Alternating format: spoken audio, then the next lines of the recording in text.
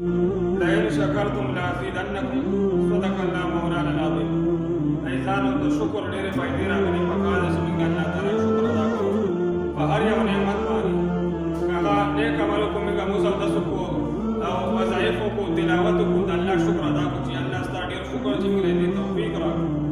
او که دغه شانتې که جامې میلاو شي روټۍ وخورو یا بل یو نعمت راته میلاو شي نوکري راته میلاو شي پکار ده چې موږ په خولې باندې د الله شکر ادا کړو او هغه چې دی په نورو اعضاو سره دوه رکعته نفل وکړو هغه هم شکر ادا کړو.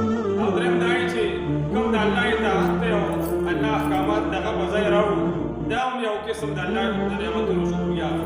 نو د الله ډېر شکر ادا کول پکار دي چې شکر څوک ادا کوي هغه الله تعالی یو څو فایدې ورکوي. یو دا چې دا نعمت ول الله تعالی ډېر کړي او دا نعمت د ده په لاسو کې کېږي. نو دې ځای کې راغلي چې الله وایي د هغې نه ښایسته نعمت په دله بیا زه درکړم سیوا بدله دا نعمت زیات پرې کړم. نو پکار ده چې موږ شکر ادا کړو. د شکر یو فایده هغه دا ده چې کوم سړی شکر هغه وباسي الله به یې د خوبصورتي او شکل کې به نورانیت الله پیدا کوي. د دې وجې نه تانوي رحمت الله علیه سکون القلب کتاب کې لیکلی دی چې څوک شکر ادا کوي نو د دې عمل د وجې نه الله تعالی قسم خوړلی دی چې الله به یې د خوبصورتي سیوا کوي. نو پکار دی چې موږ د الله تعالی د نعمتونو شکریا ادا کړو. دویمه فایده یې دا ده چې د الله تعالی د محبت هغه به زړه کې د موږ پیدا کېږي او چې د الله محبت پیدا شي د الله نزدېکت به موږ ته میلاو شي تقرب به د الله میلاو شي.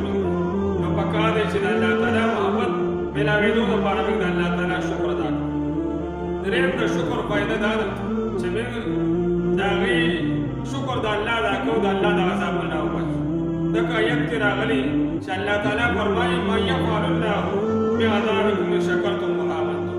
الله وایي زما څه کار دی چې تاسو زه عذاب که تاسو سره شکر ادا کړو. نو لهذا د الله عذاب نه که باچ کېدل غواړئ د الله نعمتونو شکریا ادا کړو. نعمتونه دی که جسماني نعمتونه دي چې د الله شکر ادا کوي د الله عذاب نه محفوظ وي. څلورمه فایده د شکر دا ده چې الله شکر ادا کوي نو لهذا د هغې د وجې نه الله تعالی به تا ته صبر هم زړه کې دله پیدا کړي او پرهېزګاري به دله به الله تعالی زړه کې پیدا کړي. نو ته پرهېزګاري که ته وایې چې زه پرهېزګاره شم او ما کې الله تعالی د صبر هغه ماده پیدا کړي نو پکار ده چې موږ د الله د نعمتونو شکریا ادا کړو. نو بس د هغې د وجې نه د هغې څومره قبیحه عملونه دي که حسد دی تکبر دی حرص دی اسراف دی بخل دی دې مهلک امراضو نه به الله تعالی موږ ته نجات راکړي که موږ د الله د نعمتونو شکریا ادا کړو.